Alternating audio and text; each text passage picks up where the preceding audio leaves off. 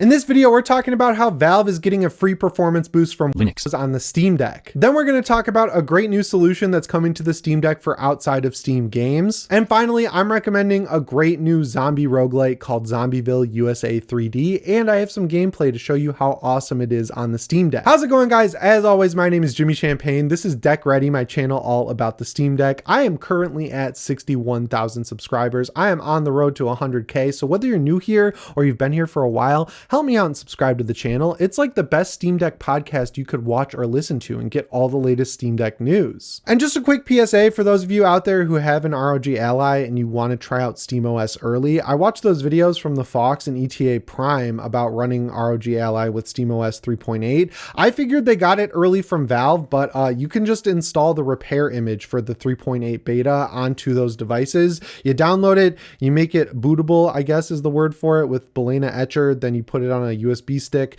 pop it in your ROG Ally and install it, and then you've got SteamOS. There's obviously going to be a few issues, but like if you're dying to try it out, maybe make a partition and give it a shot. But yeah, let's jump into the first news story here, which is pretty interesting. Valve has a free performance boost waiting for them if they update the version of Linux that the Steam Deck uses, because the kernel of Linux just got an update and it improves performance by up to 50 to 150%. So the specific driver that got updated is the NT Sync driver, and this driver update improves the performance again by 50 to 150% in Wine games. So what Wine is like the third-party version of Proton. That's my base high-level 10,000 foot understanding. I'm sure there's a lot of nuance in the differences between Wine and Proton, but like for us people who don't have time to dig into that or get a computer science degree, essentially it's a way to run Windows games on Linux. It's like a translation layer that got a driver update that again improves performance a lot, and all Valve has to do is upgrade the Linux kernel to that correct version and they'll get those upgrades. Now they're also going to have to do a little bit of work to have this apply to Proton, but if it's working that well, I think it'd be worth the effort, because as we know, there's a lot of new hardware coming out like the ROG Ally X and the Legion Go S that will run SteamOS pretty dang good, and Valve's going to have to put in a little extra work to make sure that the performance gap is a little bit lessened. And I know that it's kind of hard to talk about because, you know, the Z1 Extreme equipped devices, if they're using SteamOS, just probably across the board will get better performance. If you're on the regular ROG Ally, you're going to get less battery life if you're running at higher watt TDPs, but if you have the Ally X, that is a huge battery in it. So if you're running at a higher TDP, it could even out to give you the same battery life as the Steam Deck. And you know, the only barrier at that point stopping people from buying that over the Steam Deck would be the cost, but then you could just go to Best Buy and get an open box one and be good to go. So if Valve wants to keep the Steam Deck selling as well as it is,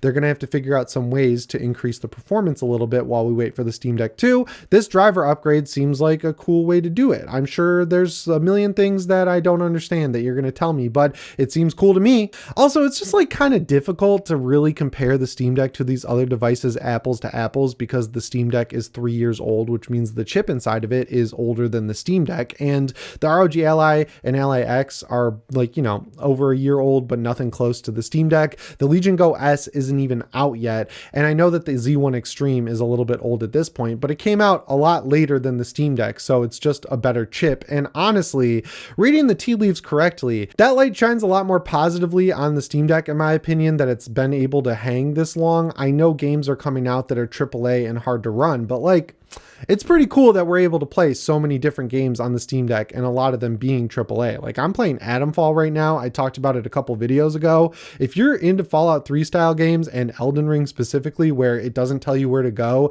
it just gives you clues on the map and you have to explore to figure it out, I think that's a great open world game on the Steam Deck that a lot more people should try.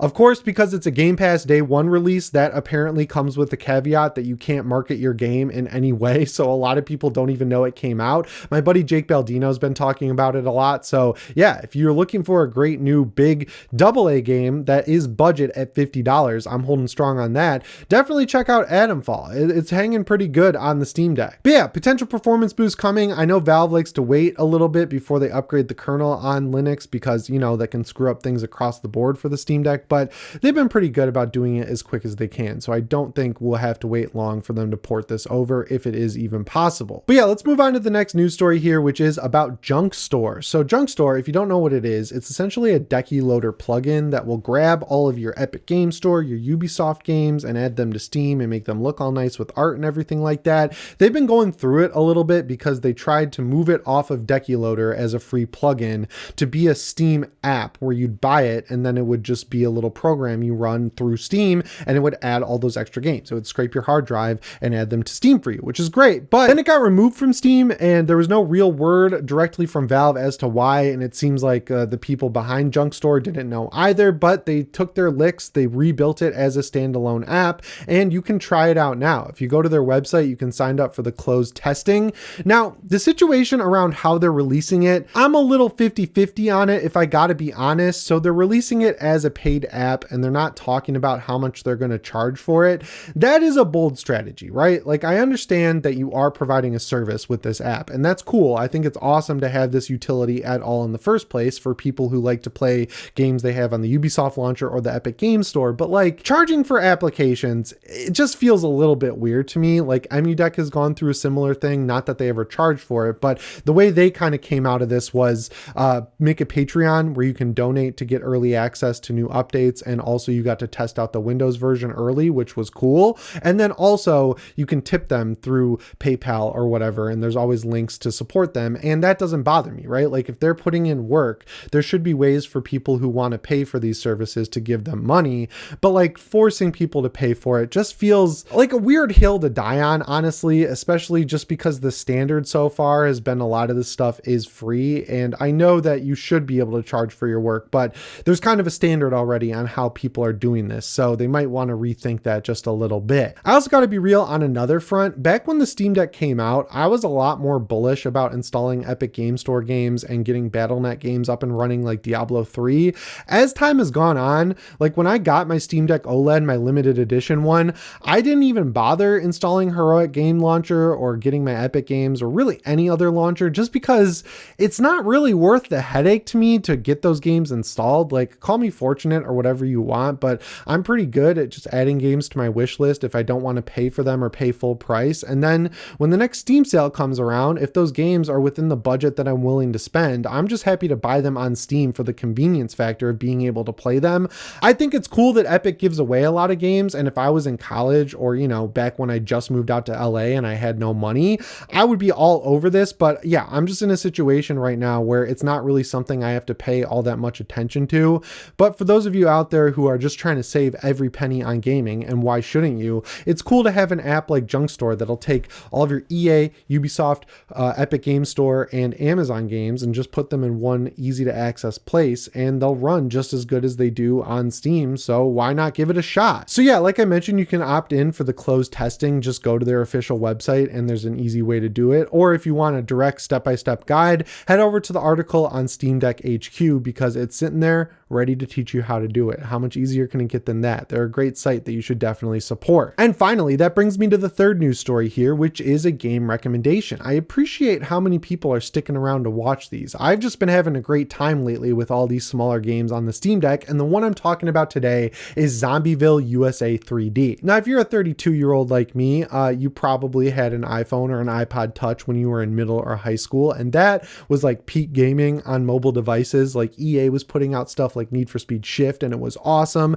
You had games like Doodle Jump. You had stuff like GTA Chinatown Wars. There were tons of Gameloft ripoffs of games like Uncharted or Call of Duty or Halo. Like we were eating good back in the day, and then there was a huge race to the bottom and everything became monetized like crazy and free to play. But one of the best games that I still play on my iPhone to this day is Zombieville USA. The original version is a side scroller. You're a little cartoon guy. You go through different maps and you just kill zombies. You like loot houses for money or different weapons. And it's a really addicting game that you just see how long you can survive in. So the developer, Mika Mobile, basically converted this entire experience to 3D. So it's $10. It runs great on the Steam Deck at 30 FPS. I know that's going to bug some people, but it does look very pretty in 3D. So I think it's fine. And it's not the fastest paced game ever either. I'll explain that in a second. So I think 30 FPS is just fine for this $10 experience. The gameplay loop, like the original, is extremely simple. It's kind of like an arcade version of Call of Duty Zombies, where you drop into a little town map and you walk around looking for crates that have weapons in them. You have 4 weapon slots, so you can apply things like pistols, snipers, shotguns. You can put med kits, there's grenades, there's other throwables, there's melee weapons. You find them in these crates, and then you kill zombies, you get money, you live as long as possible, you take that money and you can buy things like new weapons. You can upgrade the weapons you've bought to different rarity tiers, or you can buy character upgrades like more health, more ammo for different types of weapons, more running speed, you know, the classic roguelite stuff. You go back in and you see if you can survive for more waves. It's an addicting gameplay loop, and the loading time is super quick, so you're never not playing this game. It is a little light on content, I will say, but for $10, I feel like the price is justified for how much content is there. The original games, Zombieville USA and Zombieville USA 2, had multiple different maps. I'm pretty sure there was a mall, a hospital, a school. I'd like to see those kind of fleshed out in this game. Like, having some of those maps back would obviously be awesome. And if you're someone like me who just absolutely loves zombie movies, I don't think there's better settings for zombie movies than a mall or a hospital. Hospitals are just creepy as shit, even when people are working in them. But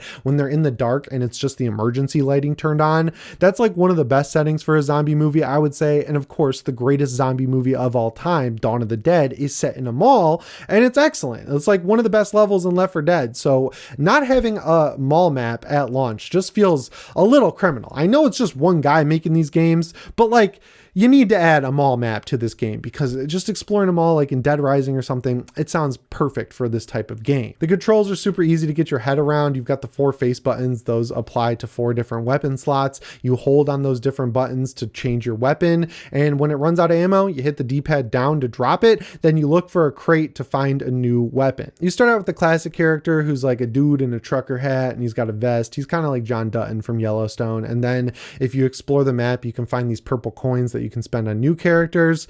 It's great. I really don't have anything more to say about it other than it's a really fun experience. And if you're someone like me who grew up with this game on your iPhone and you've always imagined being able to play it in 3D, Mika Mobile is here to support your dreams. And if you have a regular desktop PC, you can play with ray tracing, and it looks really good. Like, the graphics are cute, they're well made, the art style is very unique, and it doesn't feel like an Unreal 5 asset clone like so many other AAA games do these days. And the cherry on top is that it has co-op. So if you wanted some cool zombie slaying roguelite action with friends, they got you covered with Zombieville USA 3D. Anyway, guys, that's all I've got for you in today's video. As always, my name is Jimmy Champagne. I'll see you in the next one. Thanks for watching, and shape on.